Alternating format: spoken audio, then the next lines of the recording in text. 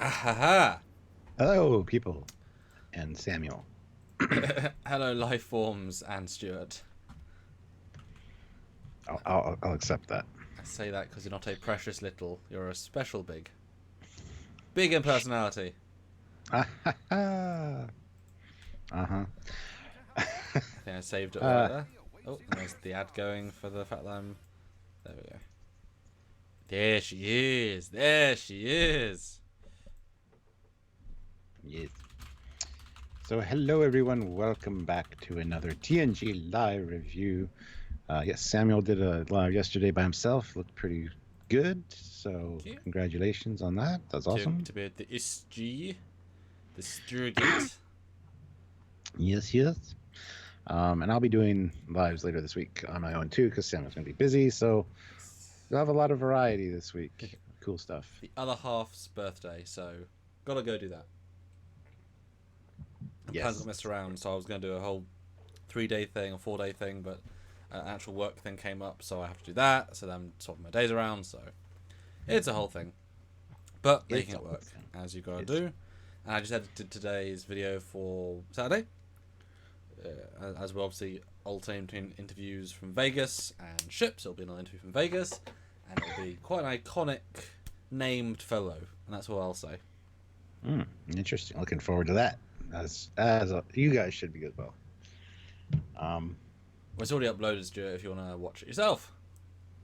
I will watch it later. Yay. And yeah, what are we doing today then, Stuart? Today we're looking at Symbiosis, which is episode 22 of season 1 of TNG. And somehow it's both a Wrath of Khan and Star Trek 3 sequel. Somehow. I don't get the Star Trek 3 reference, but it's definitely a reunion of sorts for Wrath of Khan. Well, I guess I thought of him more as in 3 because he got killed, but yes, true, he's in 2 as well. Yeah. That's true. Yeah. Both in 2. But yet they never met. Why would they? I wonder if they even realised they were on the same film together until they got onto this set and talked. Yeah, no kidding, eh? Because, I mean, you don't know who each other are, and it's like, wait, didn't I see you in the movie that was not that long ago? Yeah. Didn't my boss try and kill you? Didn't my dad kill you? Yes, he did. Didn't you just stop being in the film at one point? Yes, I did. Yes. A shocking turn of events for Will Wright. That's funny. Oh, David Hewitt's on Twitch live stream right now, says Raj. Where? Cool. David Hewitt. Who's David Hewitt? Dr. McKay from Stargate. He's a Canadian, is he not? Yes, absolutely. I know things. So now, here's the audio on their stream. So currently, he's playing a game with his son. Chilled stream Ark Survival. I found the Furby so irritating. For some reason, There he is. There's the audio. That's fun. It's very meta. So yeah, go watch their stream, or if you watch after the fact, go look at their stream in the past and give them some likes, because David Hewitt's awesome. I've met him many times, and he knows me reasonably, would recognise me and such. Poor bastard. I know. Can I chat in their chat? I can't, okay. We should do chatception. Sorry, hi. Hi, Stuart. Hi. I feel all neglected. Well, you know, celebrity versus you. Ooh, harsh. Fair, but harsh. I'm going to share. You talk to everyone. All right, you do that. Yeah. All right, guys. You know the routine. This is where I grill you guys and say super chats are important, blah, blah, blah. Because Samuel likes super chats. Makes him feel important. Samuel, we can still hear your audio. You didn't mute your microphone, but that's okay. He doesn't know that because... Do this. Samuel. You didn't mute your microphone. We could hear you clickety-clacketing on the keyboard. Yes, sir. There you go. That's better, yeah. But yeah, so super chats are important. They help support the channel. They get your voice heard. They make you be part of our awesome community. We got some great people that join us all the time, and I'm looking forward to hearing what you guys think about this episode, chiming in, and getting your comment or question addressed by us. Another way to do that is PayPal, of course. If you do send a PayPal, YouTube doesn't take 30% right off the top like they do with their super chats, and it also helps us immensely because it goes directly into the Trekyards account. So, and if you do send a PayPal, make sure you mention it in the chat because we will go and read your comment or question via PayPal, which is another way to do it. So, why do you not use Twitch also? We have a Twitch account. There is a Trekyards Twitch account. And last night was my very first. I didn't realize I could stream directly from the PS4. I found that out. So last night I did my first live stream from the PS4, which was Ace Combat 7, just because I felt like doing it in VR, which is really cool. So if I can manage to, we might stream via Twitch, but we have a lot more followers here, so I don't know if we would do that necessarily. But yes, there is a Twitch, our Trekyards Twitch account. By all means, go and look us up on Twitch. I don't know if we'll be doing any gaming on that, but I do have VR, as I said. I got Bridge Crew. I got a whole bunch of other great games, so I'm going to be doing some good gaming as well, either here, probably on here for a little bit, and then moving over to the Captain Foley personal channel, but that's something you guys can check out as well, so there you go.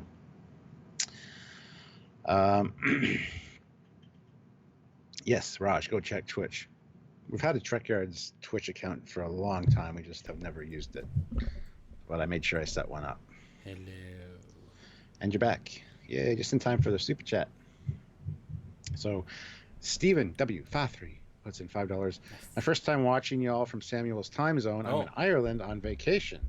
Different seeing y'all at night before bed instead of in the afternoon. Well, hopefully you enjoy your trip. I still have yet to get over there, and consider I'm Irish. I mean, I would love to go visit Ireland at some point. Now you know how I feel, Stephen, at 10 p.m. every time, trying to stay awake. But caffeine helps. It's tiring. I don't know what that means. That is the world's smallest violin playing just for you. Go screw yourself. Just no. I'm down in the microphone. What are you, The Rock? Can you smell what The Rock is cooking? That makes no sense. What? You're not a wrestling fan. It's fine. Just move on. That made no sense. But thank you, Stephen. Welcome. Have a nice time. Enjoy. Yes. So, it's my quick view of this. It's yes. It's all right. I mean, it's social commentary at its finest. Drugs are bad, okay? Wait. Drugs are bad? Well, don't do drugs is one of the things you get from this. And also the pharmaceutical companies are evil bastards who, instead of working on cures, they work on treatments so they can keep themselves in business and make money. Is essentially what this whole episode is about. Same thing with the petrol industry. If you try and find a source for clean fuel, then suddenly we'll lose our billions of dollar revenue each year. And then someone designs electric cars that can just fund it. It's like, I don't care. I have to do it myself. I'm making money. Yeah, pretty much. Just takes that one person. Yeah. So, I mean, overall, this is an all right episode for me. It's not super great. Again, middle of the road. Some good actors in it, but it's kind of slow and trudgy. It keeps reiterating the same points over and over and over and over and over again. It's got a neat, tidy little story, but it could have been a lot shorter, in my opinion. It suffered from not having a B plot. Do you think... Well, because we view it differently when doing this pre-review. We looked at different things. Did you change your impression having watched it to what you thought in the olden days, or was it kind of the same thing? It's kind of the same thing. It didn't really come off any differently to me than what I expected. So, and I've been surprised a few times watching. Yeah, I was about to say, it's kind of surprising to not be changed. Yeah. So, it was just kind of for me. See, it's funny, this one... So I made dinner, we watched the thing before, and then we watched this, and I went in, not really being in the right mindset, but didn't make a difference. I think the pace is incredibly slow, although not bad. But I think it's a much stronger episode than I thought it was, because the message and the mystery factor keeps you genuinely intrigued all the way until the end, which it hasn't quite done yet. Like, it's a legitimately interesting story that takes this, like, roller coaster and then suddenly falls off the edge, and then it keeps going because they keep having these little twists. So I think it's probably one of the better stories of the season 1 in terms of story. And Mario's Tale is pretty much spotless.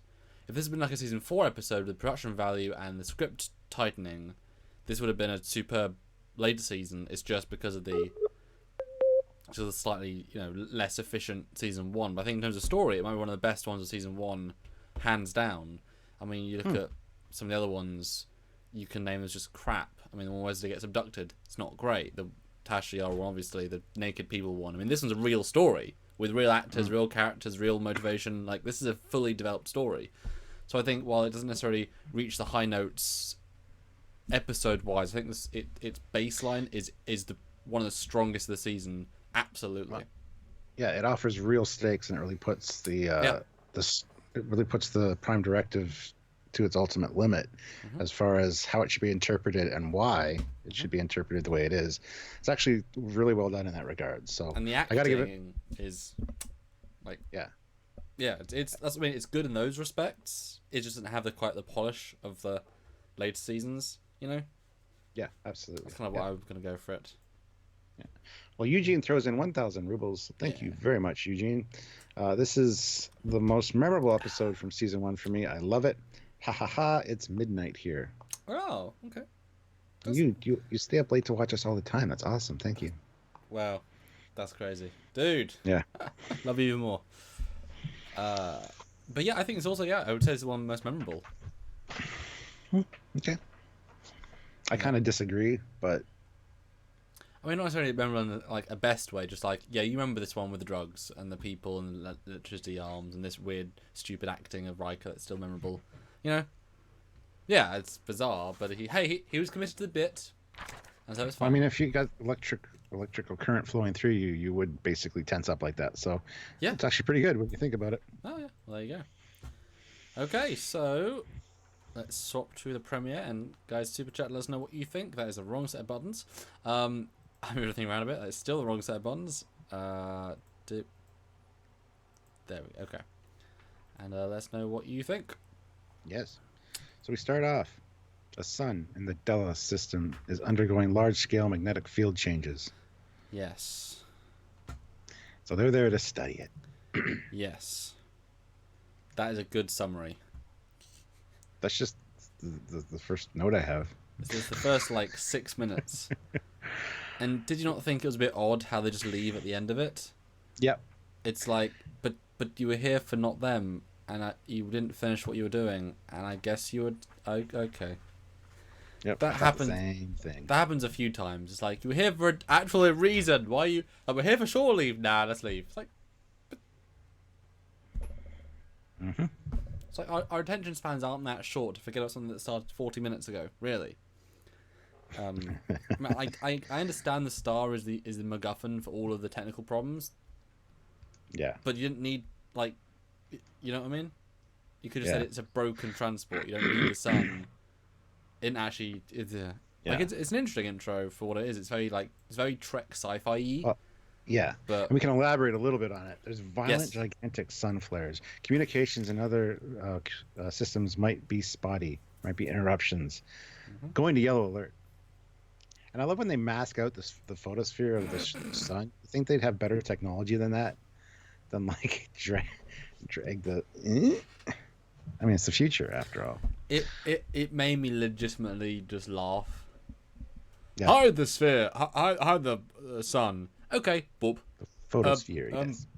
Tasha, that's a black dot. Yes, sir. I mean, it does the trick, but it looks so janky. What? Couldn't we just filter things with the view screen? Because it's not a window. Just put a black dot on it. It's hilarious. Although the sun itself I thought looked pretty damn good. I know it's a remaster, obviously, so it's benefiting from the cleaned upness. But just a good positive, I thought it was pretty darn nice. Although then Riker's I've never seen anything like that. And yet I'm thinking, dude, it's just a sun flare. Of I know. course you have, and it's footage. Exactly. It is footage of like. There's nothing special about this. Doesn't look special. Isn't special. Yeah. It needs something alien-y to work. Yeah, I agree. It's like in one of the old comics where it's Kirk and Spock talking, and Spock's like, "Captain, have you ever heard of a black hole?" "No, Spock. Fill me in." And it's like, really? You've never heard of a black hole, and you're a Starfleet captain? It's That just scares me. yeah. Kurt, come on. But yeah, the deflectors are being hit by large bursts of X-rays. Dun dun dun. Mm-hmm.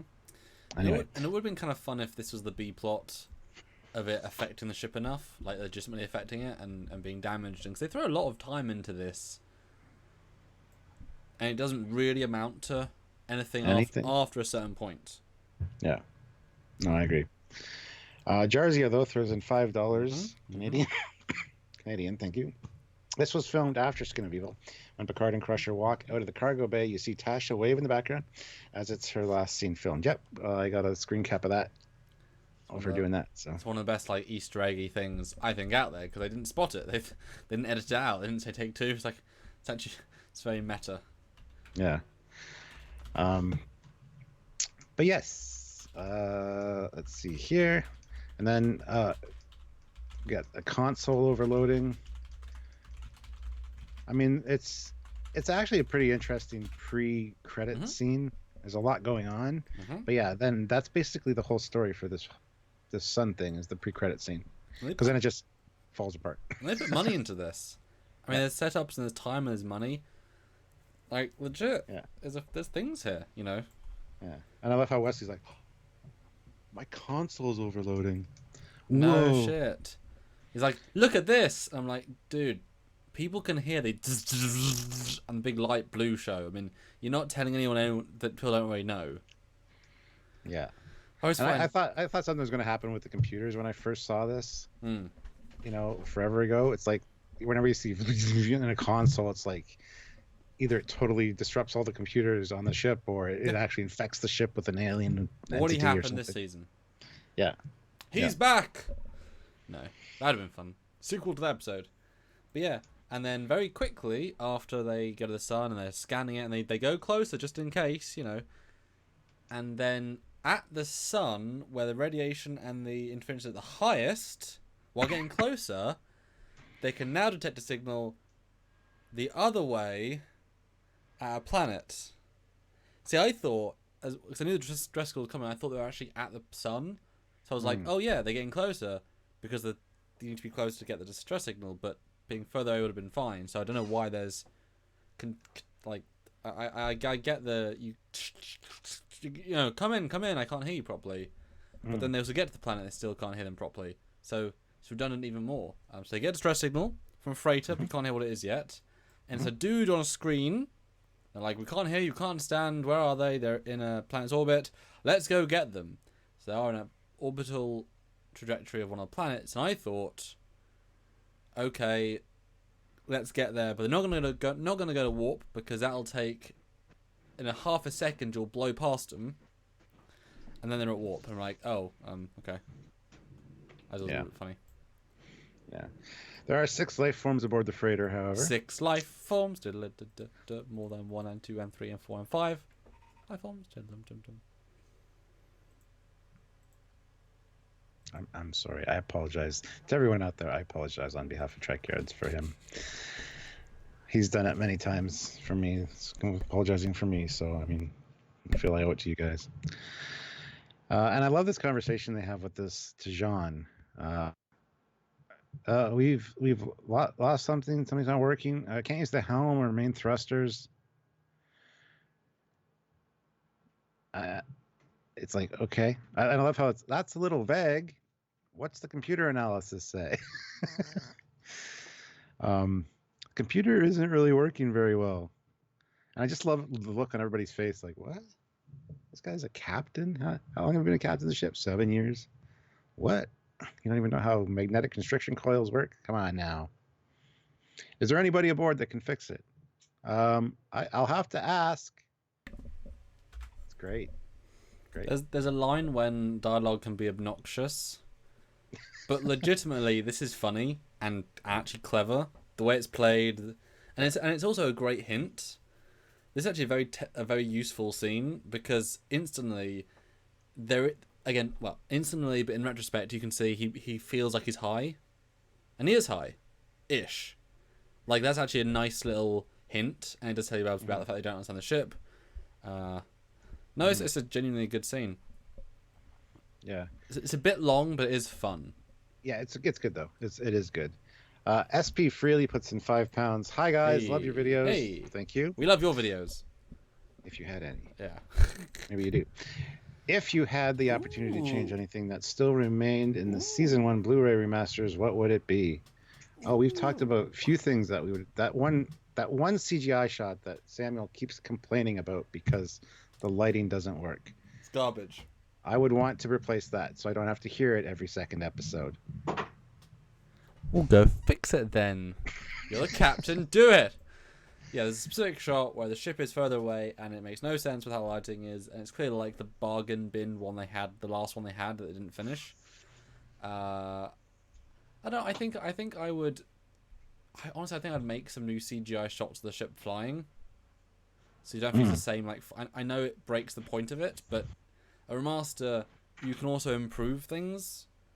You know, if you get someone who understands the lighting right.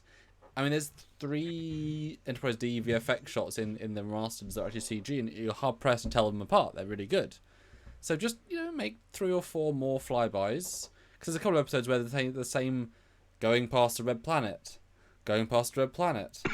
It's like, we don't need to see it 3 times. It's not, you're diminishing the episode by doing it. I know that was the original, but let's be better than the original. Just invent 3 new ones that are motion control-y, and then, put them in. Yeah, and that's what they did with TOS. The first couple episodes they remastered, like Miri and stuff, are absolutely awful because they kept all the exact same shots, and they look like crap. Later, they get more creative with the flybys and stuff. You get different angles that you don't see, and you get to show off this CG Enterprise. They need to do that more for this. Especially, you're right, you get the same static shot of it just going across the planet. Change it up a little bit, guys. Yeah. Well, I mean, I get that because they save budget, you also save budget. When you remaster that once, it's now probably remastered like 8 or 9 times throughout the show of the same red planet, whatever. Yeah. But there are CG models out there like the one they use are good enough at close examination to have like a few more stock shots. Even if you make the criteria to the person who does it, film it like a miniature. Do everything you can to replicate. You have to replicate every single pass that I did in the miniature. Even if it's not how you do VFX, although you can do it that way, build it the way that we did. Here's an example of all passes, and then it'll probably feel more legitimate. Tobias can do it. I mean, it's his model. You can say a different kind of mimic. I think another thing I would like to see in the remastered TNG is that Tasha not die, and her to be in the rest of the show. Can you imagine just adding her in randomly? Well, yeah, she's just background, right? She's always been background, she can just be walking down a corridor, walk across the back of the bridge during Best of Both Worlds. Yeah. Have her go by and go. And just keep going. So Briggs needs to cross her back after 20 years, put her in a uniform on a green screen, and this is a fan film. Just put her in every episode of TNG. Like one place is Spot the Tasha, the fan film series. Well, it's like She-Ra. She-Ra, the episode always had a little hidden person, a little creature, and at the end it's like, did you find me during the episode? And it shows the scene, and he's always hiding there. That's an odd they should do that. Yeah, that's fine. Yeah, I mean, there's not much. I might do some enhanced set extension stuff. Like, I know it's hard to do, but if there's any shots where it's just easy to do, enhance a few things. Maybe some view screen stuff. I don't know.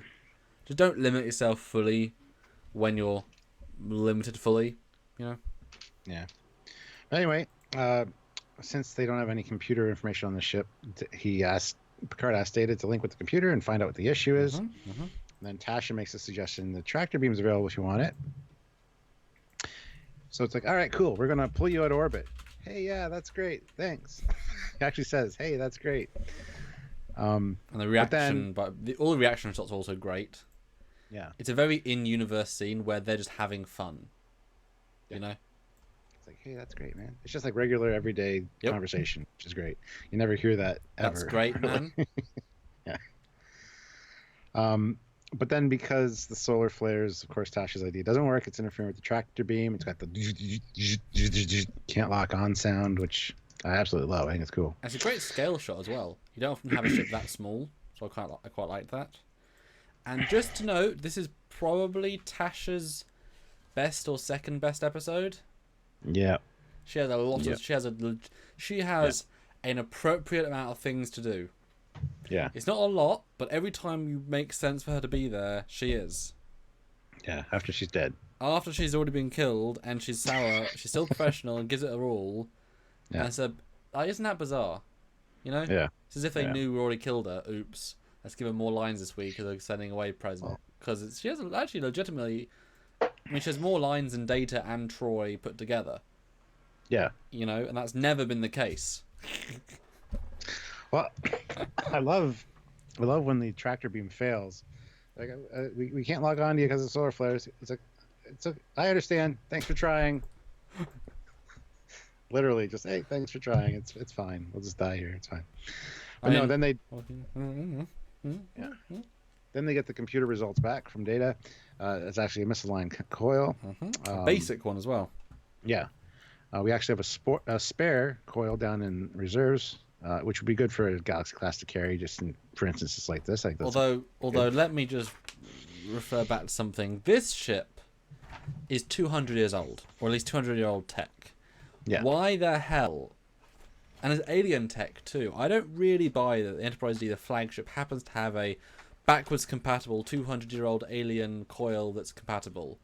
I get, they can build new ones at the end. That's fine. But I don't quite buy 200 years is what.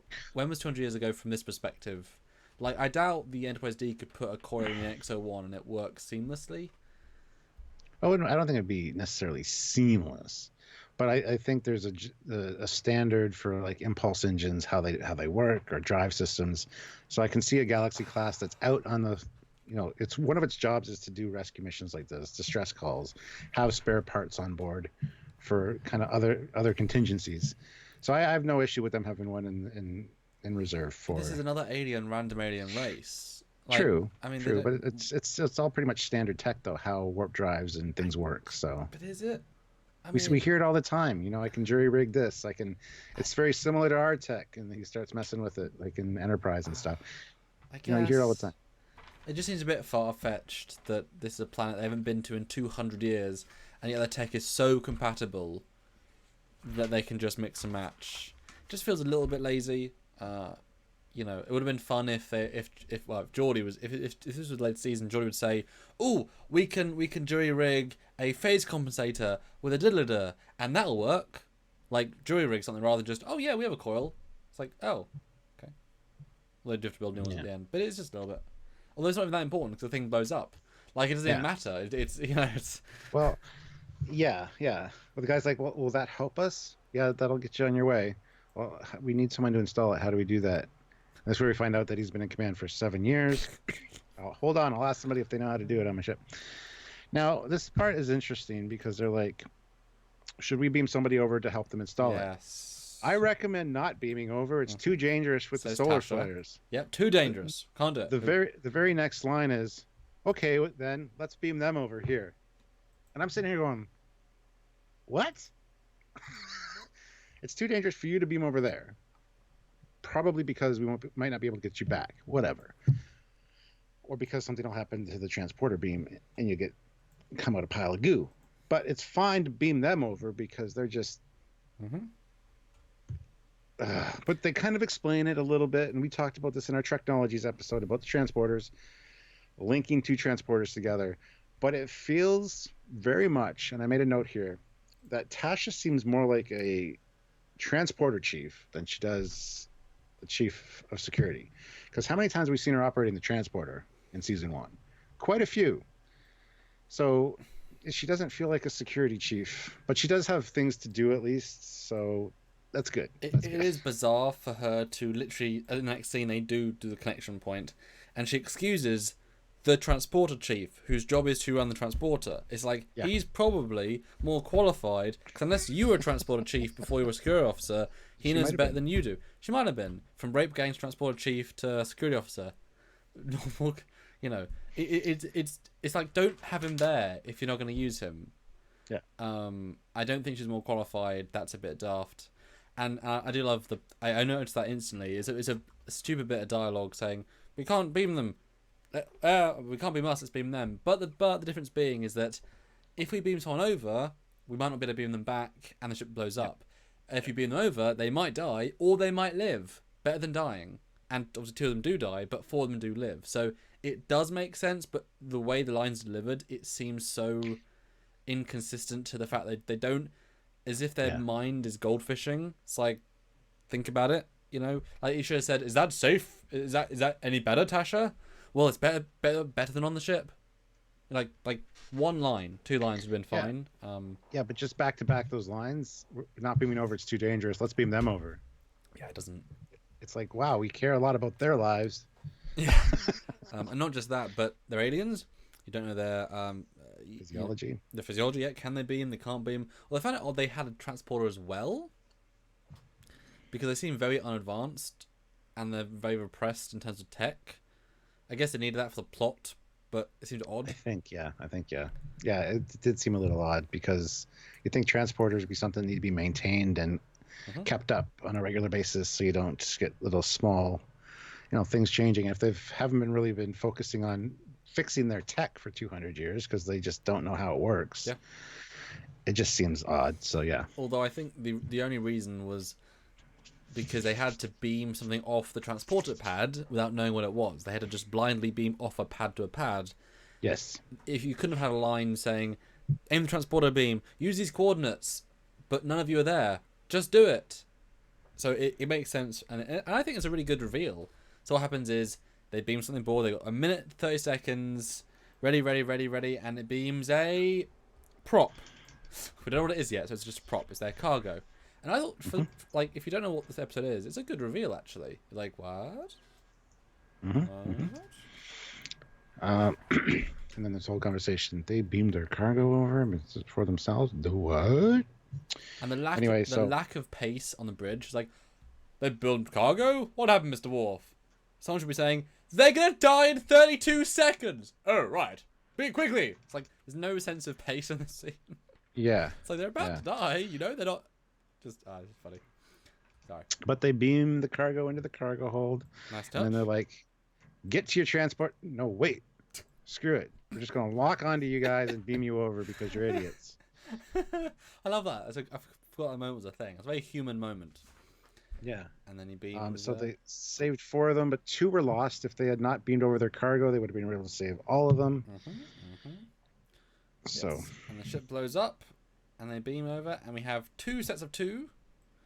We have 2 people that have shiny and nice-looking clothes, and 2 that have the most basic costuming you could imagine. I mean, in terms of wardrobe, it's like, right, what do we have? But it's a really nice visual parallel, and neither is too flashy or too basic. Like, it stands out as a bit odd. But you don't think, wow, one's sci-fi and one's just trailer trash. Like, you know what I mean? You don't quite connect that yet. But it's nice. It's a nice touch.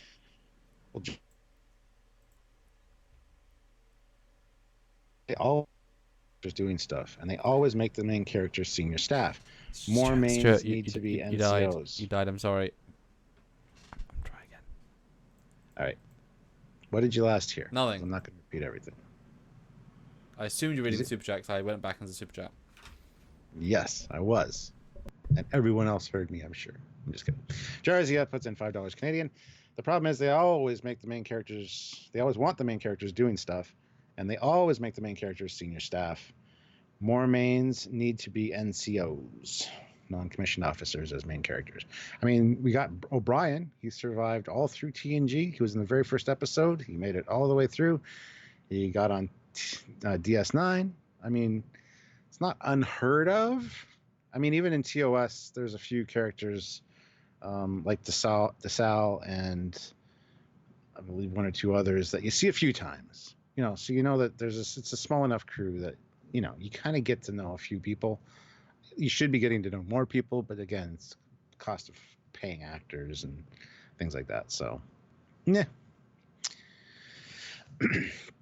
But when they beam over, you act like your cargo is more important than your comrades. Can we see our cargo? Is it safe? Yeah, it's in our cargo hold. Can we see it? Like, really? Yeah. And instantly you're thinking, let's not go to sick bay, let's not scan them. How useful is it Universal Translator knows them? Oh, can I bring this up now, actually? So, Stuart, why the hell is Captain Picard breaking the Prime Directive and talking to them even though they're pre-warp civilization? Again. I don't want to get into it because it's just going to be a 15-minute conversation about stuff we've already talked about. But yeah, it's plot. But you know what I mean? Like, even though the whole thing's a Prime Directive story, they haven't got to the point where that's the Prime Directive yet, of just non-interference. Like, you can they were ran into a scout ship 200 years ago, so they're already aware of the Federation. So it's not really breaking the Prime Directive because they've already encountered the Federation 200 years ago. I guess technically that was pre-Prime Directive era, so they wouldn't give a shit. It's like, hello, aliens! Although you could argue that these two races are, because they do have different nasal pieces. If you've met a alien race on a separate planet in your system, you know there are aliens, even if it's from your system, right? Oh, they're from two different planets. Yeah, that's what I mean. So there's life out there. I mean, you might think their religions might say there's nothing beyond the star system, but it's still, they're pre-warp and they don't care. They don't even mention it. Because I don't buy for a second either a warp capable at all. It just, in season 7 this would be a problem, or Voyager would be a problem, or TNG would be a problem, or DS9, sorry. And yet it's the whole point of the story. It wouldn't be, though, because they were a freighter that was sent out a distress call. So the Federation would still come in and help. It wouldn't be like, oh, we can't help them because they have space flight, so they are capable of space flight. So we're not going to help them, though, because we can't let them know that we can go faster than them. That's just fucking stupid. But if we had a space shuttle launch and it got close to the moon and we sent a distress signal and suddenly aliens came and said, "Hey guys, we'll save you," it's like, no, it's the opposite. You got to wait until warp, so it shows you're capable of understanding and being further. And that was the whole point of the Prime Directive, is you can't do that. And there's so many occasions when they look from afar at people that have warp, technology that's capable of stuff. I mean, that's the whole point. It's just weird that it's not a thing yet, even though they're using it as a thing. Well, it's going to come up all through every series we talk about. So, I guess it'll be interesting to see the point when the refinement of this is now what it actually means, rather than we don't know what it means yet. I guess when you get to the First Contact episode, where they are looking at the non-warp capable species and they mention it, that'll probably be at least by then. I think it's like season 5 of we can't let them know we exist because pre-warp civilization. It just stood out to me again as a problem. I just noticed something. That picture that you're on, it's the same picture I'm on. Ironically, I'm on a computer. And if you just look at that still, it looks very TOS. The colors. Yeah. Dude, Matt Cage. Yeah. Yeah. Exactly. I was going to say Cage art. Absolutely. Yeah. Just the colors and the way it's lit. I just think it looks like TOS. Anyway. So yeah, they go down to the cargo hold and, hey, it's safe, it's our stuff. It's like, no, it's not your stuff. The goods on the freight, we bought it from you and we offered our goods as trade. Then where are they? Well, they're on the freighter that just got destroyed. And this begins the problem. The Felicium is ours. No, it's ours. No, it's ours. No, it's ours. Yeah, this is when it gets into a bit... Everything around this conversation is great, but the loop is a bit too much. They don't... Yeah. Like, it'd be great if Kirk's son, who's not Kirk's son, had gone back to them and said, okay, we've got a deal. We'll give you our firstborn son. Actually, that was progressing the plot. And they're like, we won't take it. Are you kidding? That would have been a good progression, not to keep saying the same dialogue again. You know what I mean?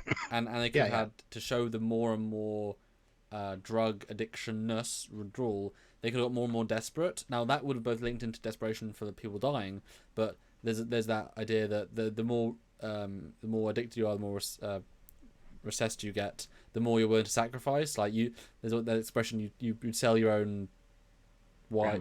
Yeah. So they'd steal your wife's jewelry and give it to drug dealers in drugs. So if they'd started saying, well, I'll give you this, and this, and this, like that would have helped sell the message even more.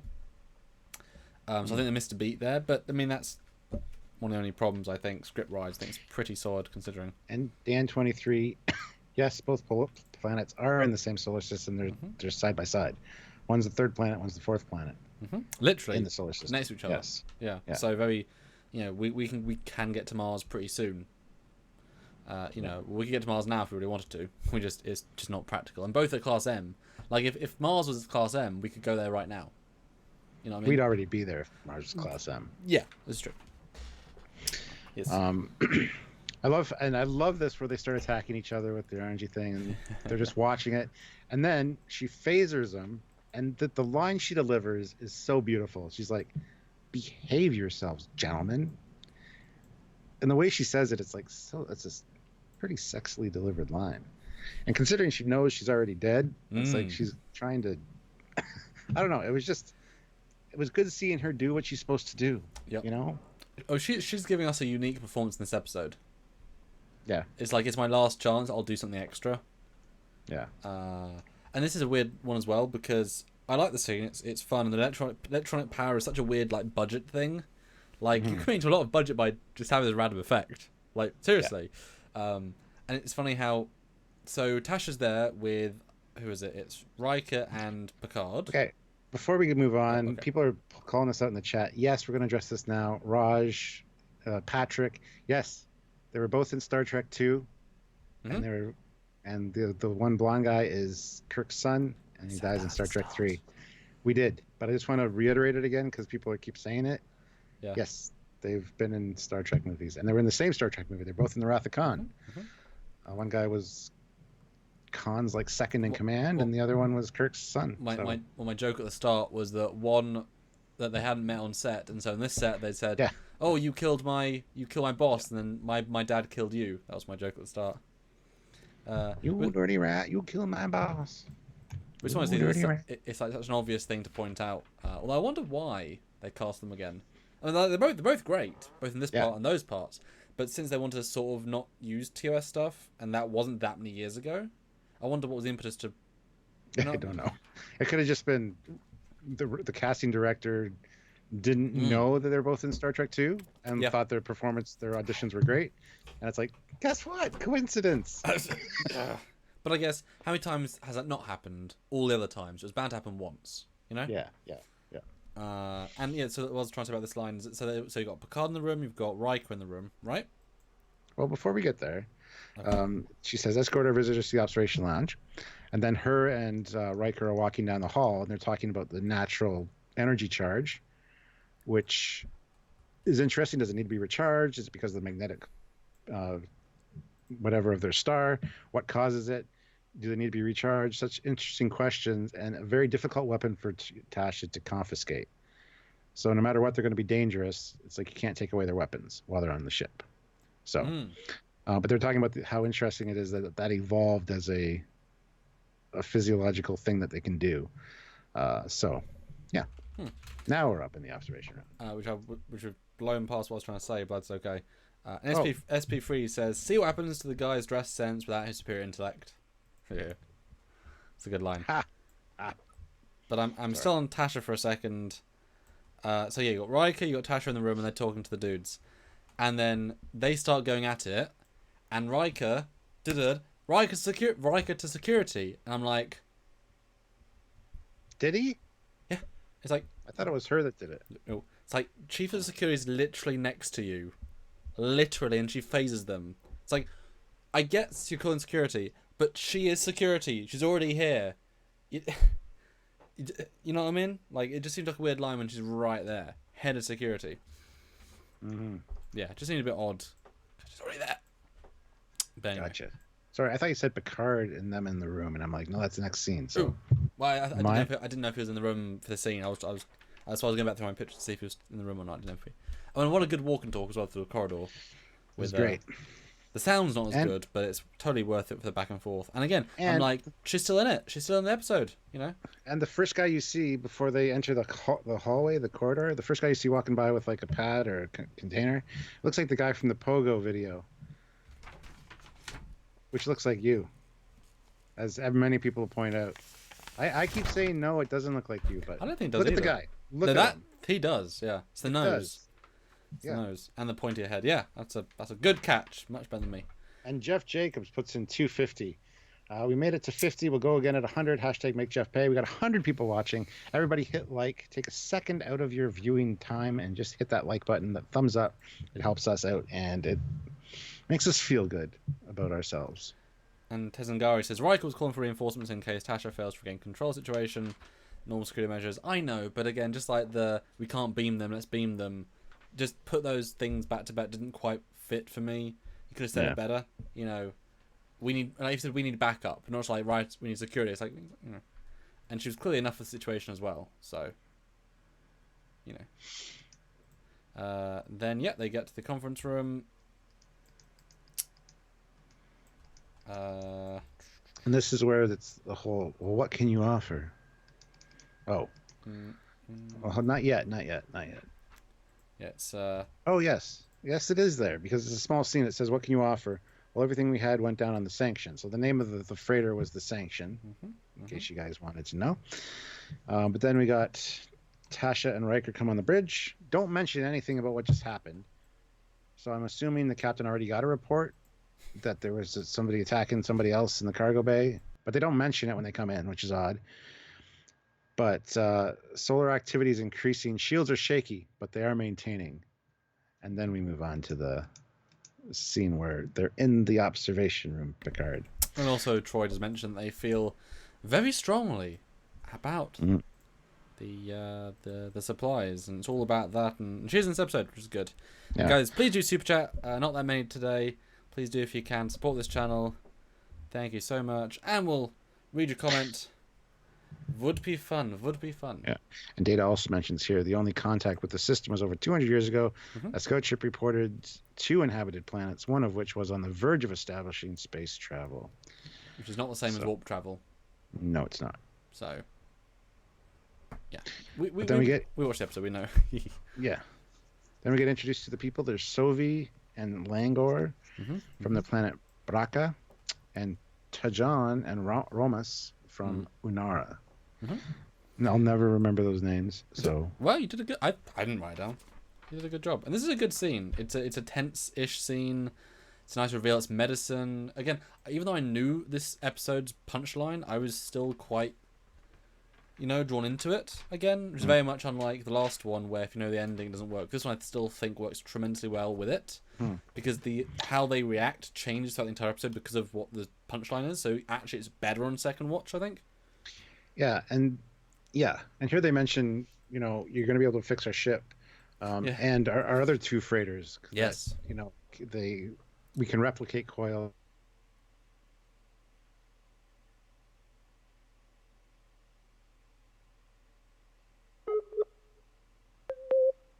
They're 3 freighters. I'm back. They're going to fix their 3 freighters. Now this is where it would work. That the Prime Directive didn't apply is if those freighters that they're using or those ships they're using were actually from the scout ship that arrived 200 years ago and said, here, have some ships. You're on the verge of space travel. Have some of our ships, like shuttles or whatever, cargo shuttles. Not sure why the NX era would do that, but it's like, didn't take them months to build ships or anything. I'm just saying, it would have been better to, we already messed up our Prime Directive, so we have something, we owe them something. Wouldn't it have been funny if, just like piece of the action, they left behind some tech and now they've got spaceships because of our tech? It's like, shit. We left behind a plasma conduit. Shit. Well, I kind of wish they'd said that cargo ships are warp capable. That would have answered that question, saying, we haven't been able to use warp drive in 100 years. It's like, oh, yeah, we can help with that. Maybe they can help you go find more medicine. But yeah, it's fun how it's like, yeah, we can fix your stuff. But then it's like, that's against Prime Directive too. You're interfering by giving them stuff. It's like, it's not your job to, It's like, yeah, we'll fix all of your ships. They built the ships 200 years ago, right? Or around there. Yeah. So they've already had the knowledge and technology and know-how to create those coils. So they're just replacing one's equipment that they already know how to make. I just You mean would think. non-interference. Like, it's interfering to give them anything. But they don't give them anything. They don't, which is a great payoff. That is a really good last-minute payoff. I actually forgot about that payoff. But you know what I mean? Like, they're not there to help everyone all the time, even though it's nice. Yeah. And Robert Hayes, yes, we know the Prime Directive was not established 200 years ago. We've also made that point Yes. during this conversation. That's why we think it's okay that they talk to them now, because they already messed up and they already, like, they know about us, it's fine. It's like, I'm sure you can still talk to the Suliban or I know they know about Warp Capable, but like, talk to NX era races because they know about you. It's like, well, done that already. And I love how Picard, the first thing he says essentially is this dispute must be fixed using the legal requirements that exist between your two planets. We're not going to get involved. We're not going to take care of this for you. We're not arbitrators. Whatever the arbitrators. Word is. Yeah, like we saved your lives. Awesome. We'll help you out because we're good people. Is it after it's medicine? That isn't at the ships. Or is that before the medicine? Or is it just like they're being kind? That's right. That's before the medicine. Oh, wow. Very kind. And then we find out, yes, the cargo's medicine. And was the... So the freighter was was a losing orbit of a planet, right? But don't they go to the diseased planet? They actually go to it. So it was breaking up just after it launched from the planet it left.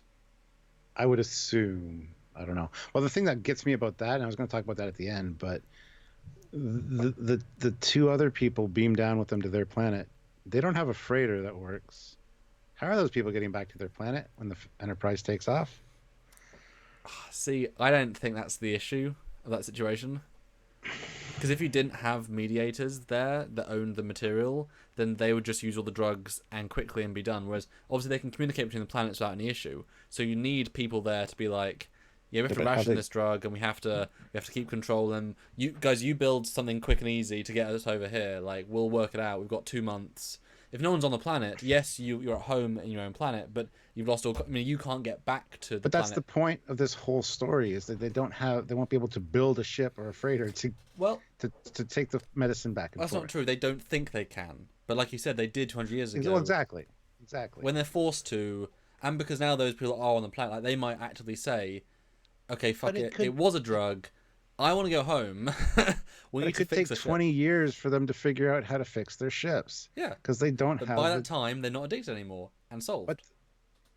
But I'm not staying on the fucking planet for 20 years while they figure their shit out and get their stuff fixed. But they might be able to fix it in a month. Like, it's a risk. We don't know how long it's going to work. Yeah, I think it's based on how long the withdrawal symptoms last, and then all of a sudden they're thinking straight again, and they can actually do it. So it's going to be relatively quick, is how it seems.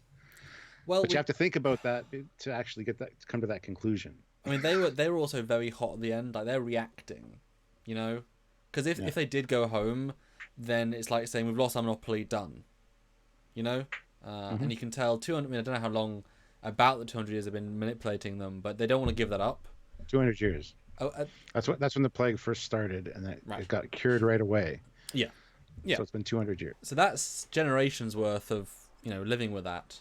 Yeah. So I can imagine they're like, if they're going with them, they're presumably quite high up in the program of, yeah. I don't know. Although we never got how many people are on the planet. They said each container had 4 billion doses. And there was plenty of containers. And if you only have 3 freighters and 1 works, I'm guessing it could last a few months at a minimum. Yeah, it depends on how many people, and it only lasts 72 hours at the most. That was shocking, how limited time. Yep. But I've got the picture open now. It's like 9 canisters, I'd say. Yeah, I'd say easily 9, yeah. So that's plenty of billion, and I don't think this planet is going to be hugely populated, I don't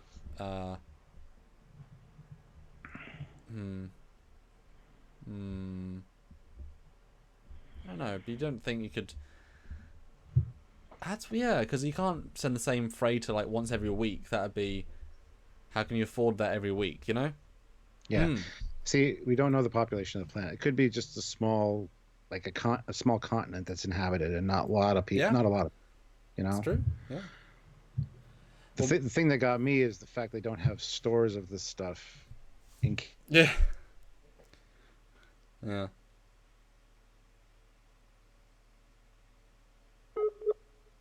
minds about going through withdrawal symptoms. So they don't have a stockpile. They don't have a plan in place for that. So it's kind of like once it gets down low, they send the freighter, and because the freighter was damaged or whatever, it's just taken. I don't know. I'm assuming they were like they waited to the last minute. They couldn't get the fund. This was kind of one of those things they couldn't get the funds quick enough this time. You know, kind of it's a bad season for giving food and drink and such. Yeah, but I mean, it must be at least a couple of months. You know, because they only have like 1 billion people. But that's still only like 30 billion doses, lasting 72 hours. It's only going to be like a couple of weeks. Yeah. It does seem odd. No well, one I guess special. You can ration it. Yeah. No one special or number one special puts in $5. Yes. Finally caught a review live. Well, I haven't seen you for a while, but I know you've caught a lot of other lives. So yeah, I thought welcome back. Yeah, nice to see you, and thank you for the $5. We hope you enjoy this pretty decent episode. So yeah, let's talk about the end. We'll go over it again, I'm sure. But I like this scene. The fact they gently explain to Picard the fact there's medicine, the fact that they need it, the fact that people are dying, the fact that it's a good build. And it only grows on remote parts of the one planet that's painstakingly harvested, refined, and purified, yes. Which is a complex and expensive process. But it does seem so much like, I mean, they're dying, but we want money. Like, it's so heartless, but obviously, if everything costs money to make, you can't just give things away for free, otherwise their side would break too. Well, it's such a, it doesn't... Yeah, and that goes into the pharmaceutical tie-in where it's like the drug companies might have a cure for cancer, but we'll never know because there's more money in treating it than there is in curing it. Oh, I'm sure they do. At least some cancers, I'm sure. Or like some diseases that are like...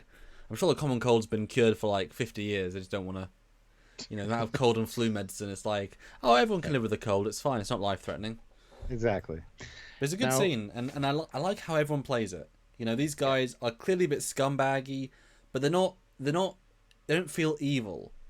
Not quite, Not yet. The lady later turns into real. I just want to...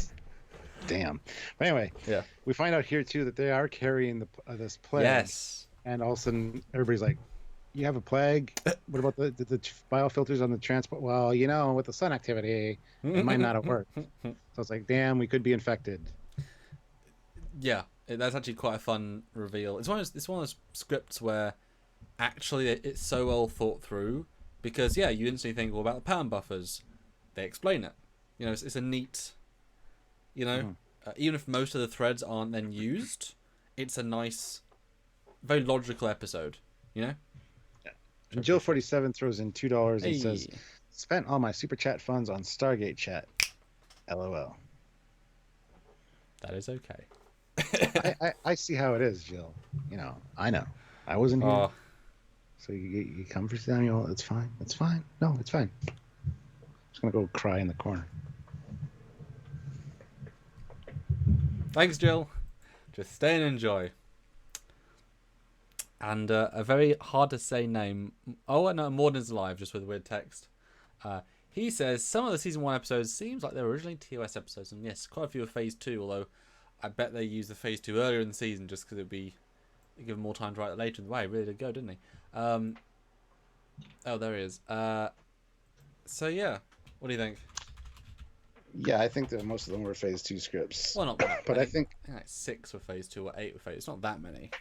Well, I think there were a lot of ideas that were going to be Phase 2 scripts that were turned into TNG, but actual ones that were written as Phase 2 scripts, probably very few, 5 or 6. But this is definitely could just be a TOS episode. It could, absolutely, yeah. So we're down in sick bay. Nothing's really wrong. Are we okay? Yeah, you're fine.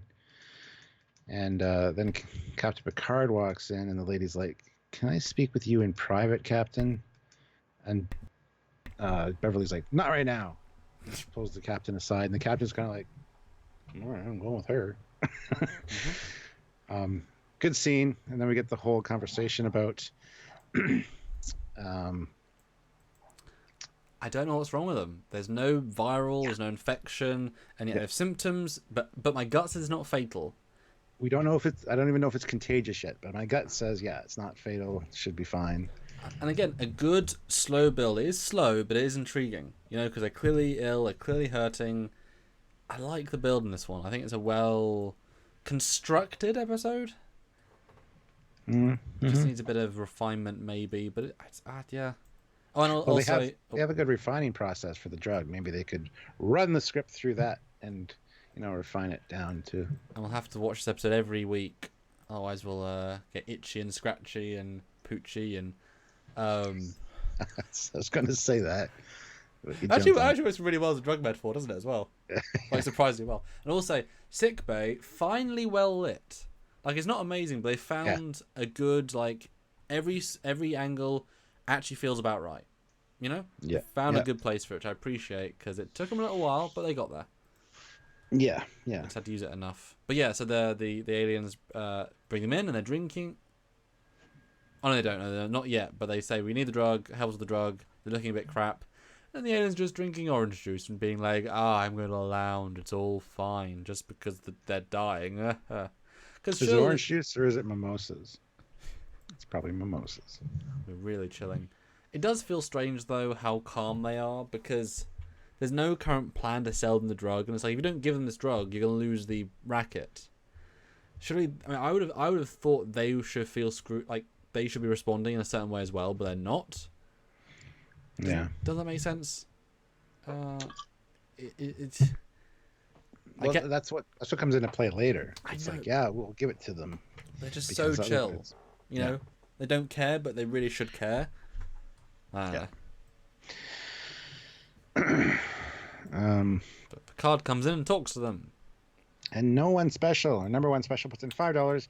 Don't worry, Cap. I will save up some funds for the next chat with you and the Admiral. Thank you. Thank you. And we're doing a drunk live stream very soon. At the end of TNG Season 1, we're going to do it on a weekend, earlier in the day, get some bevs, talk about all of TNG. I'll do some number research, say what our favourite episodes were, and we'll go through every single one. We're going to get some bevs. Can I have Crusher? Yeah. Sweet. You can. It might even be worth, if we've got time, quote unquote, maybe like from each episode pull like our favourite image, like our favourite moment from each episode. That might be a nice thing to do as well. Well, we'll have 2 hours. Sounds like work, man. Yeah, I mean, it is work. It's alive. We put work in.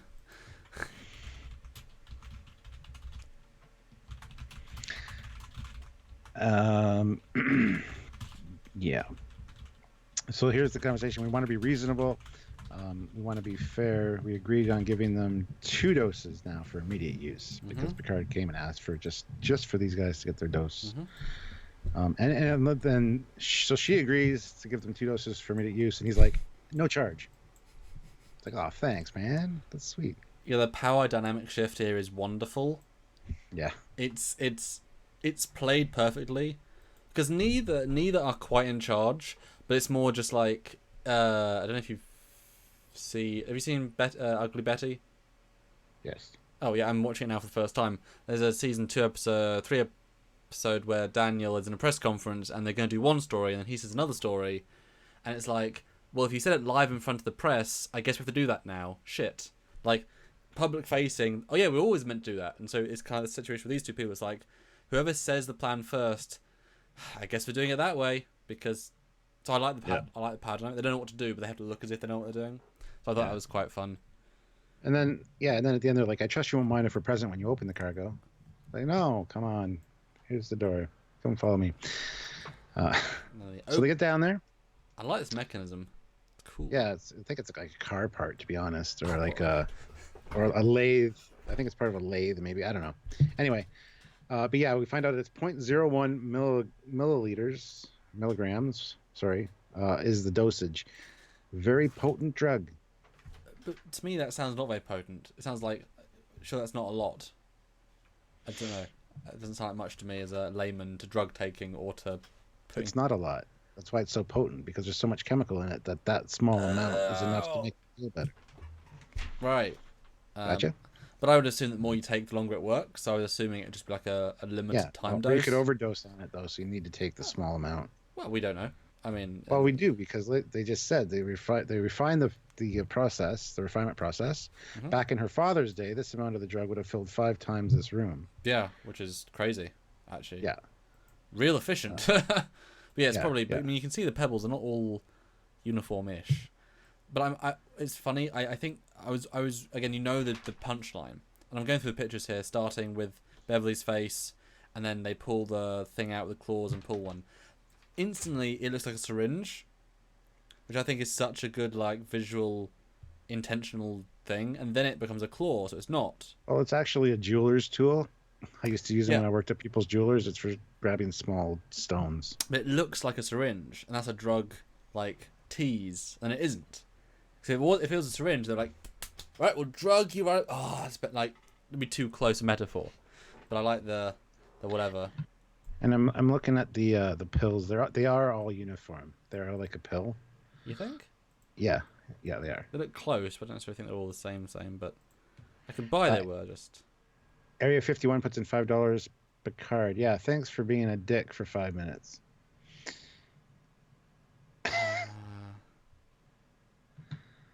But yeah, anyway, this one barrel contains over 4 billion doses, and then data pipes up. I estimate 4,375,000,000. Thank you, Mr. Data. And then they ask how long it takes or how long it lasts. It varies from individual to individual, but the dose never lasts more than 72 hours. And this is when she's kind of like, this is a very strange disease. It's persistent. It's, she's kind of cluing in now that it's a narcotic. And then, yeah, they get the line, we concentrate on a treatment instead of a cure as it has baffled our scientists and doctors on both planets for quite some time. So we need, and then we also find out they only have one industry, and that's producing this drug. They need no other industry. The other planet provides us with everything we need in exchange for this. So they make all their equipment, make all their clothes, do all this stuff as long as they're being supplied with the drug. So they're getting paid with the drug. And these people just live a nice, cushy lifestyle as a result. So, yeah. Yeah. And Minkin 2, that device is a flywheel housing from a small 2-stroke engine. Yeah, there you go. Nice. My initial thought was an engine part, yeah. It's cool. It's a cool piece. I like this whole scene. Like, I think it works really well. It's a good exposition. Their acting is fun as well because it's like, yeah, medicine. Like once you know they're slimy for the real reason, but if you don't know, you think they're slimy because they want the money. It's a very well again very well played. Yeah. For what it is. I love the line. Your society is dedicated to the production of this single commodity that you don't need, but they can't live without. It's a nice arrangement. So. And she says, "But we produce a symbiosis. They can't live without it." And we can't, whatever the line is, it's a nice duality. But it is almost like having them hostage, which it is. I mean, it is. But also, you could say they're saving them, yeah. And I do appreciate, though, this is a little bit of a spoiler, but they do say later on, there was originally a plague. So they legitimately did save them at one point. It just went to negative real quick. So I really appreciate that, actually. It didn't start off as just being, we drugged them secretly, And Area 51 I said, Picard, thanks for not being a dick for 5 minutes when she offered the dosage for free. Gotcha. Sorry, I misread that. My bad. But here we see them injecting the dose, and Crusher's watching, and this is where she's sure that it's a narcotic because just the reaction to it, the instant relief. And then she goes up to Picard's ready room, and the first thing she says is, it's a narcotic. And this is everyone on their world is a narcotic. This is such a well played scene by them. It's then becomes obvious, but just it's very well played. Just that euphoria on their face is not right for medicine. She's like, drugs don't work instant like that, but drugs do. Well, medicine doesn't. Drugs do. Yeah. Next scene is cool. Riker's like, I think you'll be interested in hearing a little tale we've uncovered. He goes up and talks to Data. Data's like, beginning several thousand years ago, the planets took different paths. One became technologically more advanced. And then 200 years ago, the plague cropped up. It all And, changed, and then they stagnated. But it's Yeah. interesting that the addicts were more advanced, and the other ones weren't. So I wonder why that was. That's interesting. It was that way around, and they swapped. they're just probably very clever people. I mean, now that they're on the drug, they're always worried about getting the next fix. So they're not focusing on the future. They're focusing on just that next. Living. Yeah, and that's how drug addicts are. They focus on the next, where you're going to get your next dose from. So. Yeah. But yeah. After the withdrawal symptoms go by, then they'll be able to fix their equipment and stuff supposedly. So, we got a PayPal from Ian Super Warrender. pal. A super PayPal from Ian Warrender. $5. He Thanks. says, "I'm glad everyone is getting their daily dose of Trekyards. God forbid what will happen to each of us without." That's right. You'll go through massive withdrawal symptoms. YouTube will hold Trekyards from you. And yes. But thank you, Ian. Much appreciated. Gotta go back to my notes here. Hold on. Yeah, and then she comes up and says, "This is actually, this medicine was the cure for the disease. They've been cured for just around 200 years now. After they came up with the medicine, it actually cured them. So, if they don't get it, they won't die. It'll be fine." Yeah. I love how she's arguing with Picard this whole time too. You don't think drug addiction is a good reason to do something about this? Mm-hmm. Well, the situation has existed for a very long time. They're in a symbiotic relationship. There's not much I can do. Mm-hmm. But I can synthesize a non-addictive substitute. No, we can't do that either. Mm-hmm. It's not our place to impose our beliefs anywhere in the galaxy. Well, in this case, Captain, I disagree 100%. Yeah. This just shows you how good, again, Beverly is. That actress, those lines, she was getting really good stuff. Yeah. Top tier. I think her and Picard, best actors in the show to this point, apart from Data, but Data's playing like a specific, you know what I mean? Data's playing a niche role of Data. These people are just playing people, and they're, you know what I mean? Mm-hmm. It's a great, it's amazing that it's that easy, and this is one thing we thought early on as possible solutions. So quite a bit early on, when they're in the first conference saying we can't pay for the drug anymore, okay, screw it, we'll let them die. Since money is not an issue, Picard could say, well, what will it take for you to give the medicine? We can offer you a replicated this, and this. I mean, if money's no issue, they could pay the debt instead because they want people to die. I mean, why not offer that? Or say, can we actively synthesize a substitute and save them? Because if one society can't, if it's costs a lot for the other society, then if they don't need to do that, they can make society better. So it's interesting how the options were there, but they're not because you can't interfere. And yet you can make a non-addictive version, which is it's that easy, and yet, it's tricky. Yeah. And Area 51 says it's not symbiotic, it's abusive. Yeah. The episode wasn't called abusive. It's called Symbiosis. Abusiveness. Yeah, and it's very mature of Picard to say we don't have a right to just change our entire society. Yeah. And they don't, but it is wrong. But he just certainly, he did stop it in the end by doing, other things. But I did point out that it's like if you suddenly outlawed all meat production, 100%, all the meat farmers would go out of business, lose livelihood, and probably go homeless, and a lot of them probably die from whatever. It's like you can't just change an entire society overnight when it's built upon something. If you change the entire paradigm of the solar system, it would have unforeseen consequences. You know what I mean? There's repercussions to think about. It's bad any which way, Yeah. And here Tasha gets delegated to, phone operator, because she's receiving a call from Onara. So the guy comes on. He's like, "Can I speak with my people? Are they there?" Can I speak to my people? He's so high. Or he's not high. I guess he's opposite. not high. But he feels high again. Yes. Oh, wait. I don't want them having access to the bridge. We'll contact you in a few minutes. Okay. Whatever, man. What? It's fine. Why do you think they did that? Because a very specifically unusual line, especially considering like 2 episodes, neutral zone episode, they come to the bridge, talk to they walk on the bridge. Because they have the electrical powers. They could take over the ship if they wanted. But you couldn't take on entire 1,000 people and like 200 security people, and I guess, but they don't seem that powerful. No, it seemed like an odd line to me too, but that's the only thing I can come up with. It's smart, but it's very odd. I guess maybe they had to do shooting on the other. They said, well, we need to do other shooting on the bridge set, so we'll just swap to this other set. Make it a bit different. 'Cause it did feel different, like having a different set. And then the best scene in the episode, Stuart. Eugene gives us 750 rubles. Hey. That was the best scene of this episode. A good officer clicks the like button when the captain says to do so. A better officer does not, because second click removes the like. Yes, if you haven't clicked the like button, click the like button. Thank you very much, Eugene. Yes. And oh god, this next scene. Here we go. I don't understand how people can be addicted to drugs. Well, no one wants to become addicted. That comes later.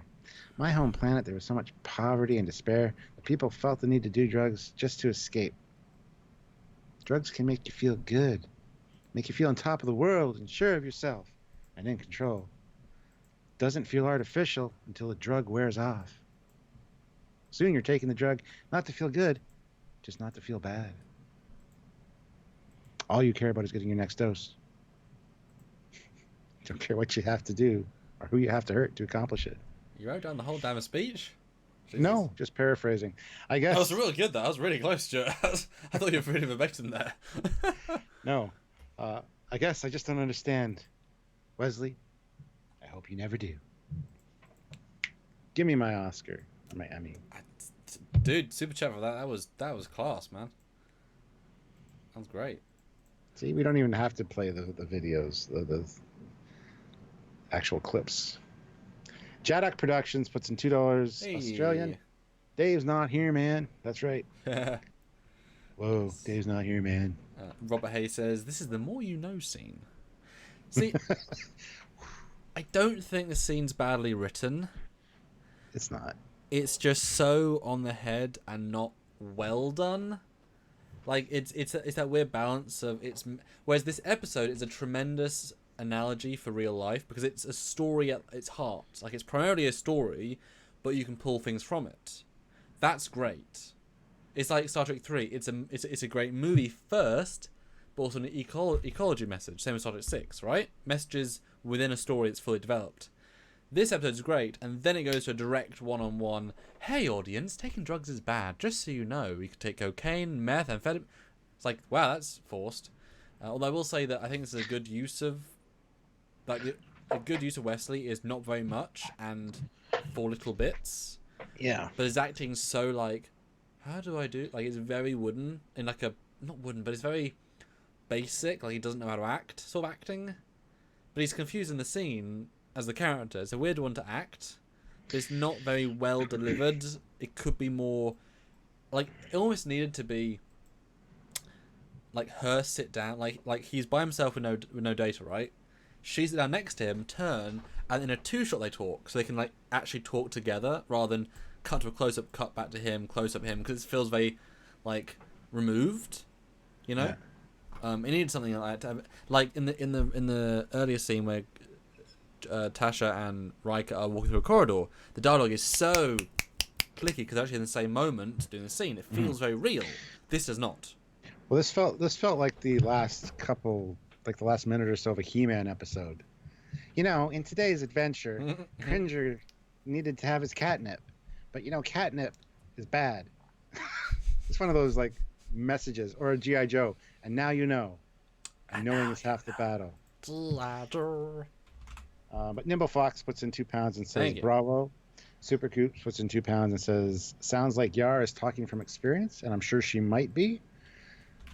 She might have been addicted to something at some point, or she knew somebody that was. I believe her sister was. When we see her sister later, and that's part of her sister's backstory, that she was addicted to some kind of drug. Jarzia throws in $5 Canadian. Rolling out the red carpet for that. I mean, it's more of a throw rug, but it'll have to do. Thank you. Ah, yeah, for your speech. Oh, yes. Well, thank you. All right, so now we get the scene where they're gonna talk to the guy. I gotta get to the picture. There we go. And would you agree this is the most lines Tasha's ever got in an episode? Yeah. Like, hands down. Yeah. Yes. It's a shame. It really is. But she stands out in this episode. This is how she should be used every week. Security in chief that's proactive and does stuff. But that said, Worf's a better actor. And there's no Worf in this episode, and there's no Troy, and there's no Data. Like, Data and Worf are better, interesting characters. So you gave Tasha everything, she's good. But those two would have more funny, interesting lines, you know? Yeah. So it's... Yeah. At least they gave her one. Well, Super Coops puts in $2. Ooh, there you go. This scene needed a shut up, Wesley.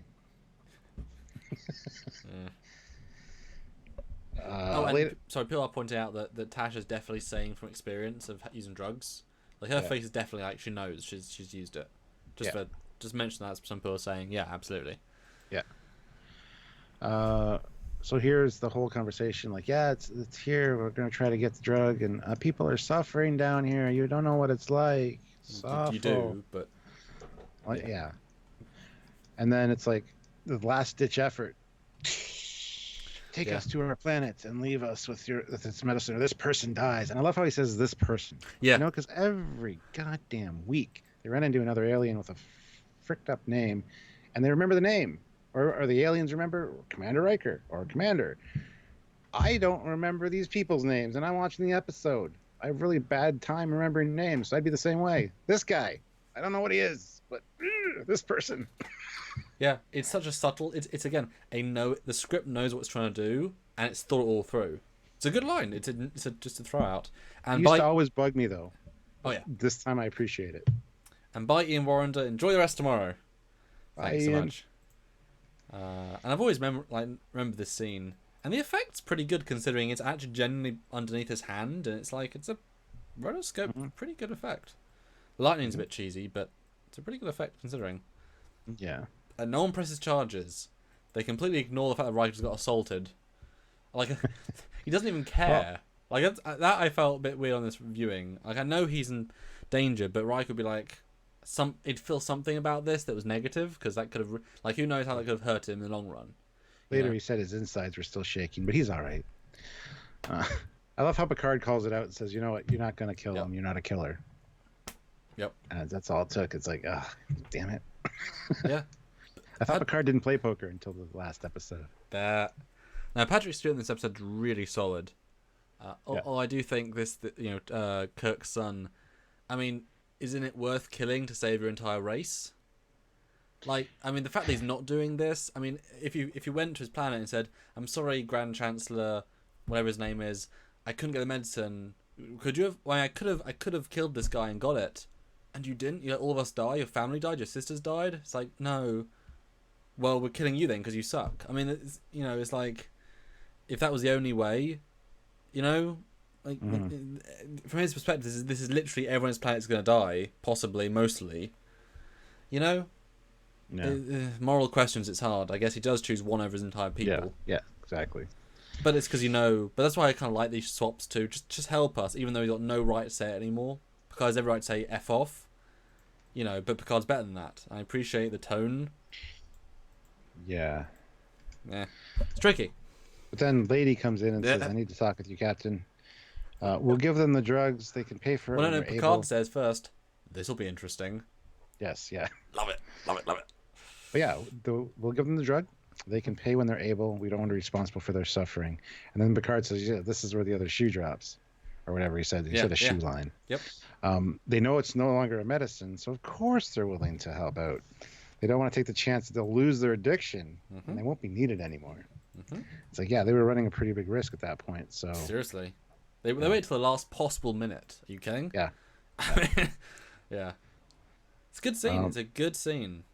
And then we learned that they had the plague as well, and their ancestors knew that it was a narcotic, so they stopped taking it after the plague was cured, but didn't tell the other people. And then the refinement process, of which they're so proud, was just to increase the potency of its addictive properties to keep them hooked. Tighten the grip. Yeah. Yeah, and they did say, Beverly says they broke the cycle of addiction, so I'm assuming they were addicted for a couple of years. and then they got out of it. Like, it took a while. I'd guess probably Or it could be years. months even, because they said it was cured almost instantly with the medicine. Well, exactly, but they didn't know, so they kept like, if it's that addictive. I like they were addicted for like a couple of years, but they got out of it, and the other place wasn't. Hmm. No, it's yeah, it's a good scene. I'm trying to remember what else is in this. The Well, Beverly says it's exploitation, pure and simple, and then they ask, "Are you gonna tell them?" And he's like, "I can't." And she's like, "Well, yeah, okay, get us down there then." well, You you're know? telling us about the fact that it's a medicine, because that's all information you already know. Yeah, you're violating the Prime Directive by But, helping or not helping. Yeah. but yeah, here when she says, "You're absolutely right, Captain. It's none of your business," and she has that stupid smirk on her face, it's just like, what? But it's right for the moment. It's a good way. It's Oh, a yeah. good delivery. And then I guess that's it. They'll give the medicine Beverly, and Beverly's a real professional here. She says her piece, but she never goes above the line that she has to line on.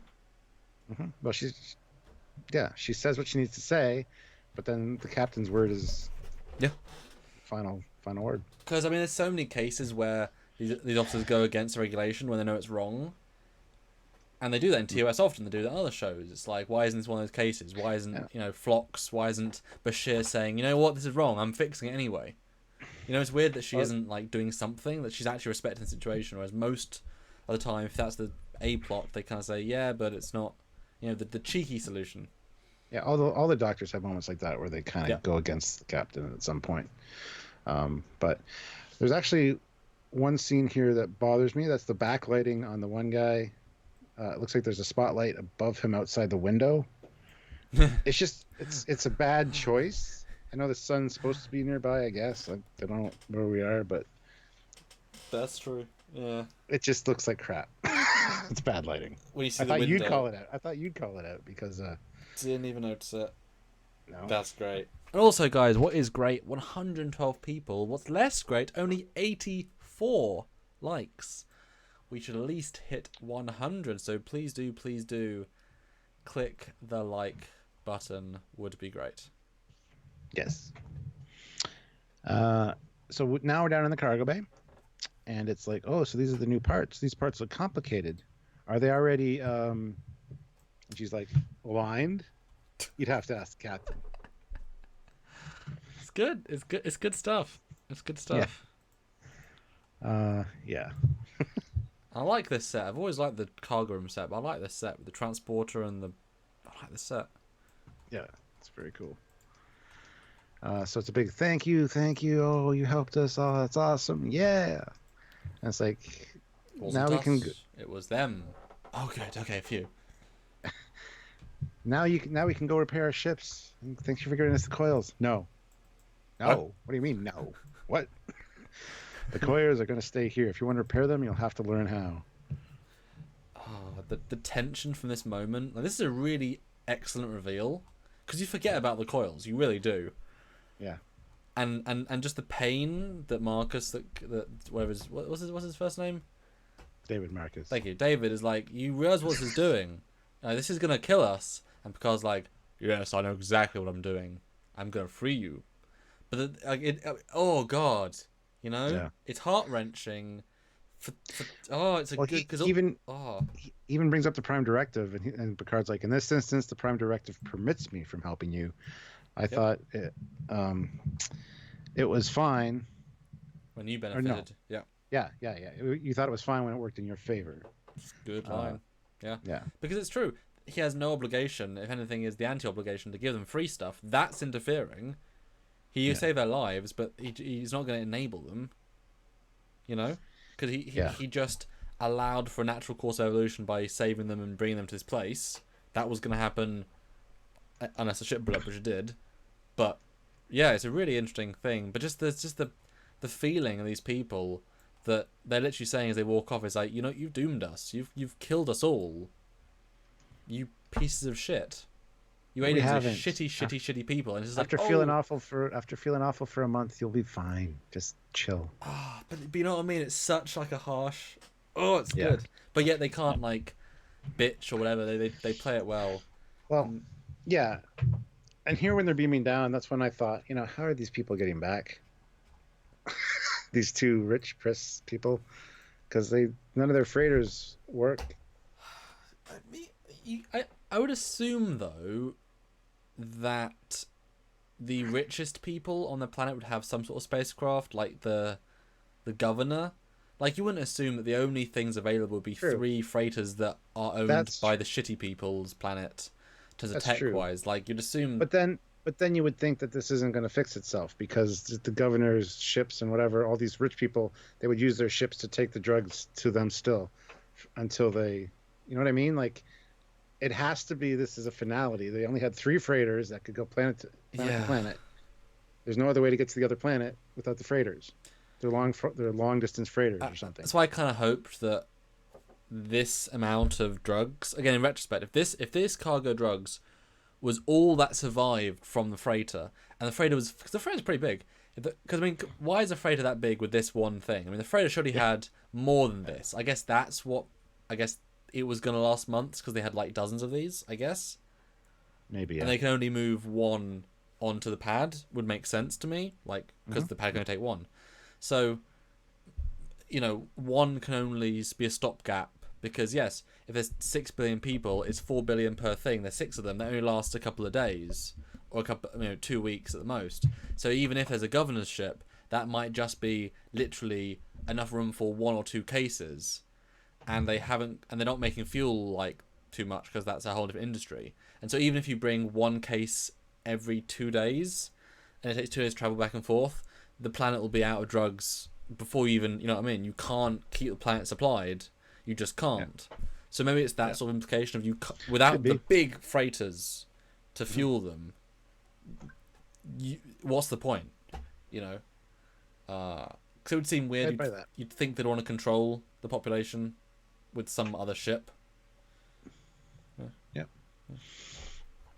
And then we get the super famous goodbye, Tasha Yar, we'll sort of miss you, the wave, the most meta Easter egg ever that no one caught, and she managed to get in, and it's wonderful, and she's waving. And for those who can't see it, and she didn't even know they'd see her. Like, Picard's almost over her. That was really lucky from her as well. It was real. There she is. It's great. But this next scene is good. In the turbo lift, Beverly's like, we could have made their burden much easier. And Picard's like, perhaps in the short term, but to what end? And I love this. One thing that bothers me in Star Trek is the turbo lift ride is always as long as the conversation requires. He takes the time to say, turbo lift, hold. Yeah. And then he talks about the prime directive, why it's a good rule, why it applies. Yeah. And then it's turbo lift, resume. Yeah. Jarzia puts in $2. Hey. Picard, get a job, junkies. Yeah. Oh, hold on. I missed one. SP Freely puts in £5. Oh, thank you. Has anyone noticed Crusher and Tasha never shared a single exchange in season 1? Maybe they hated each other. I don't know. But no, I never noticed. But now that you mention it. Yeah. Well, they in the next one, Skin of Evil, they share some screen time together. Of course, Tasha's got a big blotch on her face, but. Dear. And Eugene puts in 250 rubles. Thank you very much. Billions. Isn't Escobar planet fully dependent on the other one? The Escobar planet. Yes, it is. So. But, you know. And Fleet Paw Swiftback puts in $1.99. I always liked the Yar send-off in this episode. Yeah. I didn't know about it till literally like 2-3 years ago. Yeah. Trekyards. I learned it via Trekyards, yeah. And this Toev scene is really good. It's mature. It's serious. It's not too preachy. Patrick Stewart's acting is so spot on. He really believes it, and you can tell. It's just crafted. You know, a lot of the script is well crafted. Yeah. So well done them, because it's a really good scene. And they get on the bridge, and basically Picard says, "Leave orbit," and I don't care where. Let's get the hell out of this system. And again, acting's great there. And then they go to a place, and Geordi gets to pick, which is kind of cool. And it's like, where is it? This place. Why are we going there? Because we haven't been there before. The Onellan system. Why? Curiosity. We've never been there. It's like, all right then. And then in that system, Tashiar gets killed, so Geordi's directly responsible for Tashiar's death. That would be funny. Okay, I'm sure it'll be. one warp close to your death, Tasha. What? Nothing. I see the plot to my visor. I see the script pages. And again, warp 3. No hurry. Let's just 20 miles an hour it. We got to pass that sun and take those readings still. So let's just go a little bit slow. Okay, I'm gonna mic paper drop. Like, come on, you were there for a reason. Yeah. Go back to the reason. Go back to the science. It should have ended with let's continue our sun survey. Let's finish this and get over and done with. Yeah. Yeah. Okay, and that sums up the episode. Episode 22 of 26. We're right there. Shouldn't take us long, and I'm eager, very, very, very eager to do our drunk live stream. I think it'll be a lot of fun. So I'm guessing that live stream will be the weekend of the 21st and 22nd, given that's the weekend after. No, I mean the 14th, 15th. I guess it would be. No, wait, hold on. We'll see. No, it'll be 21st, 22nd, because we'll do 2 lives next week, 2 the week after. So probably the weekend of 21st, 22nd. Probably makes sense. Yes. But we'll work out a time, guys. It'll be earlier in the day, so please do turn up. And I'm pretty eager to. I guess we'll talk about this episode then as well. But drunk. What will drunk us think about it? But Stuart, what is your final full thoughts, full spoiler filled, and do you think any different now you've listened to my review and talk me through it and such? No. Okay. Really? It's an all right episode. It's kind of forgettable for me. The only reason I remember it is because of the 2 Wrath of Khan actors. It suffers from repetitiveness. There's a lot of the same dialogue going on, and it needed a B plot in my opinion. Other than that, Picard's acting was great. Crusher's was great. We got to see Tash actually do some things and have some lines, which is fantastic. The whole drug use thing felt very forced and very blatant. It's like 2 in your face, so that kind of bugged me a little bit. But overall, I mean, it's a social commentary episode. It's talking about drug addiction in like poor parts of the country or cities or whatever, as well as the other side of that, the pharmaceutical companies having a monopoly on do they have a cure for cancer, and just it's always makes more money to treat an illness than to cure it. So keeping people addicted to things or giving them no alternative but to buy your drug, it's got that really laid on thick overtone. But I mean, for all of season 1, I'm going to give this a 4.5. For all of TNG, it's going to be sitting down around a 2.5, 3 for me. And just to go back to Eugene's comment a minute ago where he talked about billions of people, he said, I mean, they can't supply billions of people with just a handful of ships. Although, as we speculated, that ship's obviously quite big, and that canister was very, very small. So I'm guaranteed you could probably fit maybe 100 barrels. And if the population's 8 billion, so it's two cylinders is the entire population for 3 days, and then you times that by 100 canisters, and now you've got a month, and if they ration it as well, maybe, or more. I mean, if it's 3 decks, and you could probably fit 6 months worth of rations. I mean, obviously it works. So I'm assuming 6 months to a year of stuff on one, or whatever. Okay. Robert Hayes, I'm going to politely disagree with you on that one. He says, I doubt they have a cure for cancer. No human is that evil enough to withhold it.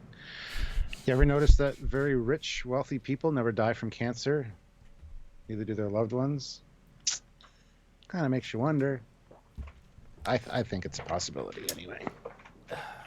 Sorry. Yeah. Well, that's the thing. All it takes is one person to know it. And it's not a conspiracy theory, just the one scientist discovers it, the one rich person discovers he's discovered it, he pays him enough. And kills him. Or kills him. I don't want to say that. That's more conspiracy, but yeah. And then, there you go. All it takes for one rich guy. He died of cancer. 26 cancer wounds to the back. Cancer wounds to the back. I was cleaning me nails with the butter knife, and he run onto it. 26 times backwards. That's from Benny Hill. Yeah. Yeah. So yeah, my review. I actually like this episode. It's one that doesn't reach a level of ultra polish, but I think the script is really solid.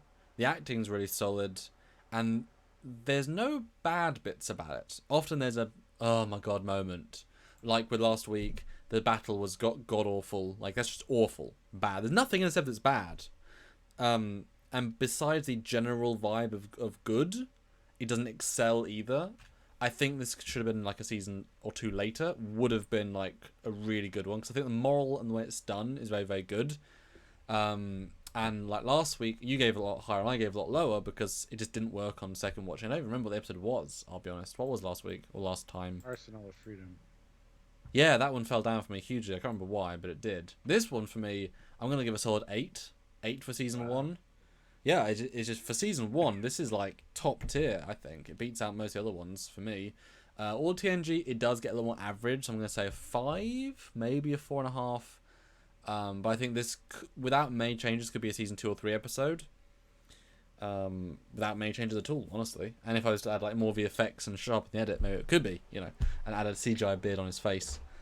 So guys, what do you think was your score both for TNG and TNG season 1? We want to hear. Well, Planet Express, I know Steve Jobs died of cancer, but there's many different kinds of cancer.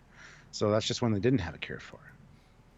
Plus, he was very known for being very abrasive to people, and a lot of people didn't like Steve Jobs because of his attitude. So maybe he just didn't get the cure. While they're giving their scores, I'll read the last few super chats. Please do. Area 51 puts in $2. Good Thank job, you. LaForge. Hashtag rest in peace, Tasha. Wow. Jeff Jacobs puts in $2. 100 likes. Close enough. Packlets don't do drugs. That's right. Don't be a packlid. Wait a minute. Packlets don't do drugs. Yes, be a packlid. And I will say, the original conversation of, how does my ship work? Will that fix it? I mean, that was a precursor to Packler dialogue. I got that vibe very much so. And it was good. It was good. Yeah. All power to him. Fleet Pass with back puts in $1.99. Thank you. 5 out of 10 for season 1. Okay. 2 out of 10 for all of TNG. Oof. Wow. Liked the premise. Too forced. Only the Tasha thing, but I can also see that stupid conversation happening with him. Yeah, I can too. It doesn't feel out But of it's very- character. It feels very 80s. It does. See, that's it. It's not bad. It's just 80s. Because same in the 60s, their message is like, oh my god, back in our only 21st century civilizations kill each other with this and this. It's like, oh my god, that's heavy-handed. Or with Orville, the smoking. Back in the 21st century, we used to smoke. It's like they're just telling us, Yeah. It's just telling us the situation. Jeff Jacobs says 6 out of 10 for season 1, 3.5 out of 10 for TNG. So that's a nice average between the two of us. Guys, tell us your scores. We would absolutely love to hear your numbers. Eugene puts in 500 rubles and Thanks. says 5 for execution, 9 for for being memorable. I remember this episode clearly 20 years after watching it. I don't. I just remember the actors. And this person will die. Yeah. P.S. I was speaking about the other direction, supplying food, Sorry. clothes, and everything else. Yeah, well, because they do take care of them and give them everything they require. So yeah, it's interesting.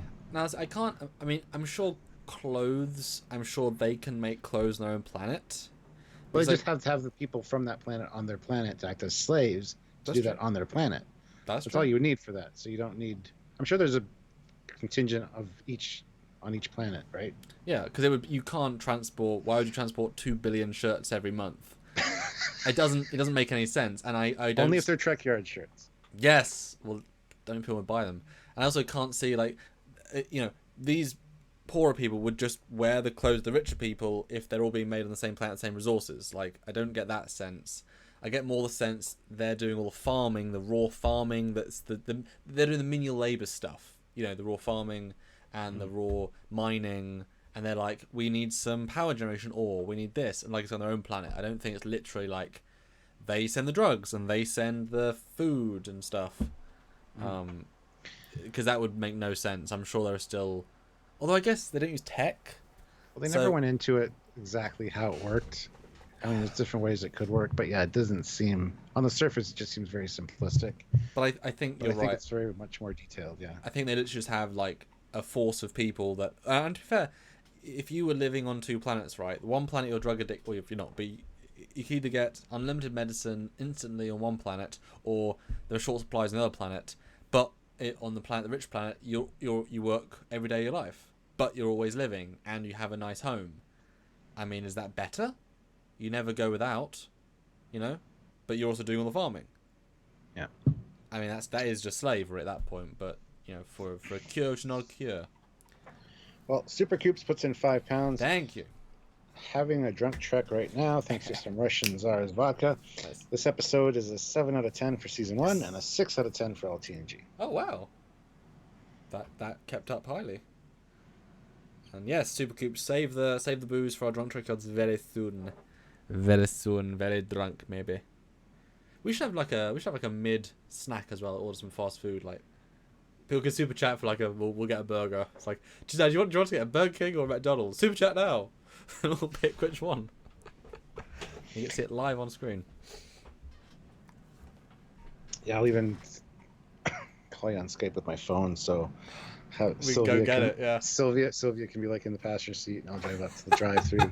And based on your super chats, determine what I order. Because we could do that. We could legitimately. I mean, we held OBS, I guess, but we could legitimately do a double live stream on 2 phones, walk into fast food places, still talking about stuff, and then ordering the food. That'd be brilliant. That'd be shitty, but brilliant. Jarzia, actually, I'm going to bump it down to 6 for season 1 and 4 for TNG. Oh, okay. Okay. Yeah. The beginning was the crew without a clue.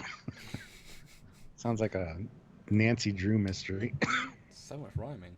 And Brian Kennison says 7 out of 10 and 5 for overall. Dante 3, it's an okay episode. Yeah, that's what I would describe it as. And Okay episode. Christopher Rollins, synopsis. Another episode that could have worked in TOS or TOS if it was shorter. Part of the problem with the PD and the ending is how they've applied it in theory and or practice. The PD. Prime Directive. Ah. Mm. Okay, yeah. 7 out of 10 and 5 out of 10 for TNG. And Robert Hayes, you'd have to have a very large super chat for me to ever order a veggie burger. At that point, worth it for everyone. My taste buds may hate you. Apparently they taste really good. I just refuse to eat one just on principle.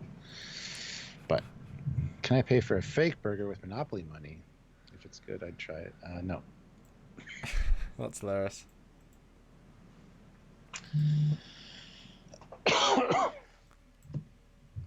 So yeah. So yeah, I enjoyed this one. It was a fun time.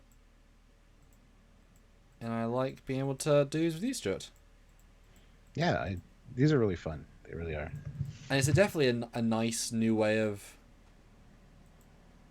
you know, rewatching TNG and seeing things differently. You might not have noticed last time. Yeah. Yeah, seeing it differently, yeah. Yeah. It's a good thing. So we've got 9 minutes left, so any last questions, comments, or whatnot? And do you want to tease your solo live, at least the episodic themed one this week, Stuart? I gotta get stuff together for that. We'll see.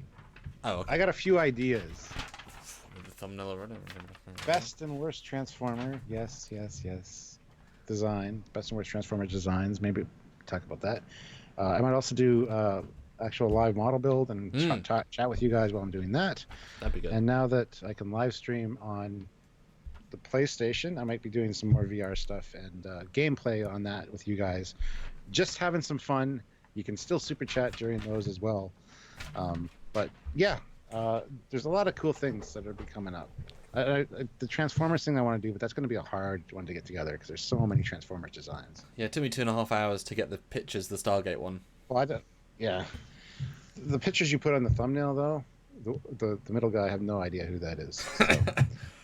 Yeah, I tried to find things that worked. That were also different. I searched G1 because I thought you liked G1, and he was one that came up. I don't recognize him at all. I don't know. I don't know. But yeah, so stay tuned for live notifications on YouTube as well as on the Facebook page. I'll be doing some solo. Yes. When you were doing yours, somebody commented on it saying, "Don't go solo. Better to take a Wookiee." To which I replied, "Are you calling me a Wookiee?" Because he's like, "No, not at all. Unless you want me to." It's like, "No, not really." He's calling you a furry, and you know what that Ooh, means. no. That's even worse. Fleet Pass Switchback was $1.99. Get the Impossible Whopper. Supposedly tastes real. I really don't care. I'd rather just have a real Whopper when that's another option on the menu. Mm-hmm. If it supposedly tastes real, why not just go with a real one? You know, it's not like it's meat's at a premium. You gotta like. And there's so many times you just crave meat, and it just fills that, primal spot of I'm hungry, I need protein, meat. Like when I've done the gym, it's like I come back and I want meat. It's like body's craving the meat. Yeah. Want meat. The amount of times you just want a steak. So like I could do with a burger. Like I don't. And it's funny. I've eaten beef burgers a lot less because the black pepper problem I have. Beef burgers a lot of the time has black pepper, and more than not. And the fancier you get, a certain level of this is shitty to it's now good quality. There's the fall off to now I can't eat it anymore.